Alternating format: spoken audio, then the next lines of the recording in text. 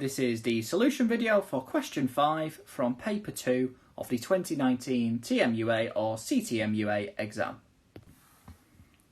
In this question, we're told a, b and n are all positive integers, and we're asked to consider the following statement. A times b, or ab, is divisible by n. And then we're told about the condition either a or b is divisible by n. And we're asked, is this necessary but not sufficient for star? Sufficient but not necessary for star? Necessary and sufficient for star? Or neither necessary nor sufficient for the condition star?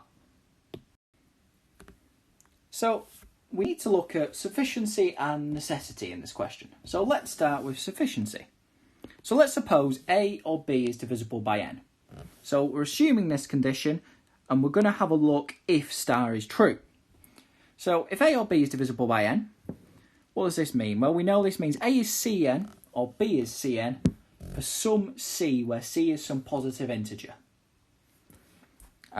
which is exactly what divisibility means, because a divisible by n means it's equal to some lots of n, and we're just calling c that however many lots it is. So if this is true, this means AB is BCN or AB is ACN, simply timesing both sides by B here and timesing both sides by A. So it doesn't really matter which case we're in, because in either case we've got AB is equal to BC, which is some positive integer, lots of n, or AB is equal to AC, which is some positive integer, lots of n. So in either case, AB is divisible by n. So we've assumed this case, either A or B is divisible by n, and argued and proved that AB then must be divisible by n. So we certainly have sufficient. Now, necessity. So we have necessity if we have AB is divisible by n implies either A or B is divisible by n. Now, instinctively, this doesn't feel true, because AB divisible by n, if a product is divisible by something, it doesn't necessarily seem, or at least obviously seem, that if we broke up the products that it would still be divisible, either of the things.